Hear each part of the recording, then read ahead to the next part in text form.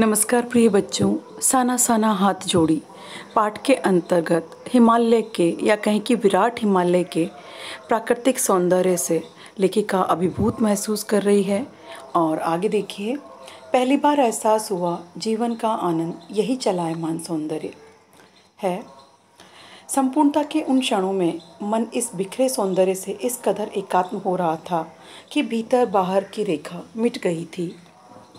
आत्मा की सारी खिड़कियां खुलने लगी थी। मैं सचमुच ईश्वर के निकट थी। सुबह सीखी प्रार्थना फिर होठों को छूने लगी। साना साना हाथ जोड़ी, तभी वह अतीन्द्रिय संसार खंड खंड हो गया। वह महाभाव सूखी टहनी सा टूट गया।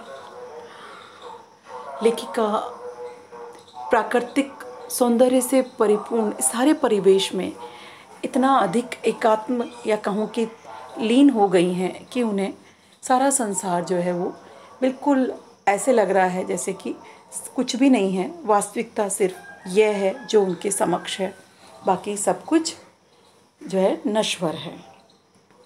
दरअसल मंत्रमुग्ध सी मैं तंद्रिल अवस्था में ही थोड़ी दूर तक निकल आई थी कि अचानक पाँव पर ब्रेक सी लगी, जैसे समाधिस्थ भाव में नृत्य करती किसी आत्मलीन नृत्यांगना के नुपुर अचानक टूट गए हो। मैंने देखा इस अद्वितीय सौंदर्य के निरपेक्ष कुछ पहाड़ी औरतें पत्थरों पर बैठी पत्थर तोड़ रही थी। गुथे आटे सी कोमल काया पर हाथों में कुदाल और हथौड़े, कईयों की पीठ पर बंधी डोको जो कि बड़ी टोकरी होती है, मैं उनके बच्चे भी बंधे हुए थे। कुछ कुदाल को भरपूर ताकत के साथ जमीन पर मार रही थी।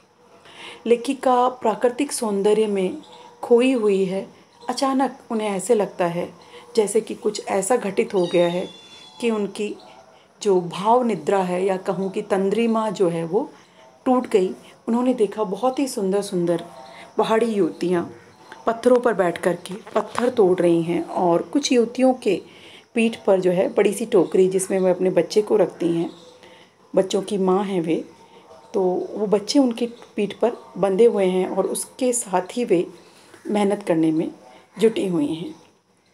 इतने स्वर्गीय सौंदर्य, नदी, फूलों, वादियों और झरनों के बीच भूख, मौत, दैन्य और जिंदा रहने के लिए यह जन्म, मातृत्व और श्रम साधना साथ साथ वहीं पर खड़े BRO बोर्ड रोड ऑर्गेनाइजेशन के कर्मचारी से पूछा मैंने, यह क्या हो रहा है। उसने चुगलबाजी के अंदाज में बताया, जिन रास्तों से गुजरते हुए आप हिम शिखरों से टक्कर लेने जा रहे हैं, उन्हीं रास्तों को ये पहाड़ी ने चौड़ा बना रही है। बहुत ही मन को छू लेने वाली और मन को अंदर तक एक टीस पैदा करने वाली स्थिति, दोनों तरह की स्थितियां हैं बच्चों यहाँ पे। लेखिका जिस प्राकृतिक सौंदर्य से अभिभूत होकर के रास्ते पे चली जा रही है और वह उन श्रम सुंदरियों को जहाँ वो देखती है जो कि मातृत्व और श्रम साधना दोनों साधनाओं को एक साथ निभा रही है, उनको देख कर के वो ठगी सी रह जाती है कि किस प्रकार से वे कुदाले ले लेके और उन रास्तों पे जो है पत्थर तोड़ के उन रास्तों को बना रही हैं। और वो जानकारी प्राप्त करती हैं वहाँ पे, तो पता लगता है कि ये औरतें इतना कठोर परिश्रम उन पहाड़ी रास्तों को चौड़ा करने के लिए कर रही हैं जिन पे लेखिका की जीभ चली जा रही है। तो ये है एक तरह से उनके परिश्रम को, उनके अथक परिश्रम को एक तरह से नमन है लेखिका का।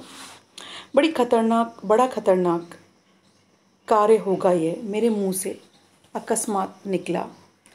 वह संजीदा हो गया, कहने लगा, पिछले महीने तो एक की जान भी चली गई थी।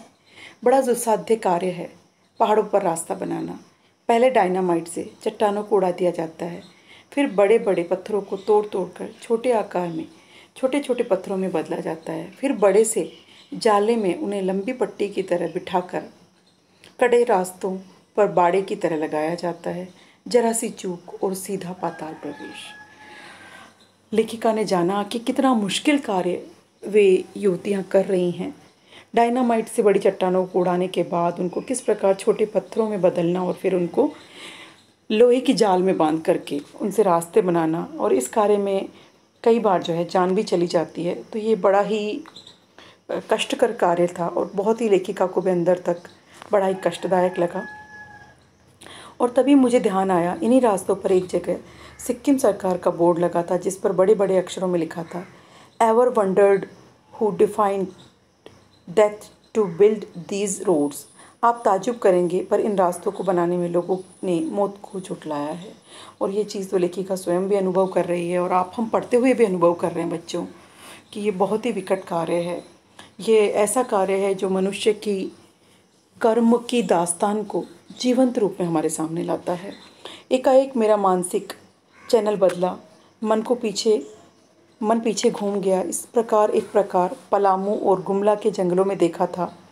पीठ पर बच्चे को कपड़े में बांधकर पत्तों की तलाश में वन वन डोलती आदिवासी युवतियाँ, उन आदिवासी युवतियों के फूले हुए पाँव और इन पत्थर तोड़ती पहाड़ियों के हाथों में पड़े ठाठे एक ही कहानी कह रहे हैं, आम जिंदगियों की कहानी, एक सी कि सारी मलाई एक तरफ, सारे आंसू, अभाव, यातना और वंचना एक तरफ। लेखिका को यह दृश्य जो है उनकी पूर्व की कोई यात्रा रही होगी पलामू के जंगलों की, उसकी याद दिला देता है। उनको लगता है कि जो आम जनता की कहानी किसी भी हिस्से में चले जाइए एक ही है, उनके हिस्से में दुख, तनाव, अभाव और आंसू ही होते हैं, और मलाई कुछ लोगों के हिस्से में होती है। कहने का मतलब समाज का जो वर्ग भेद है वो आज भी यथावत है।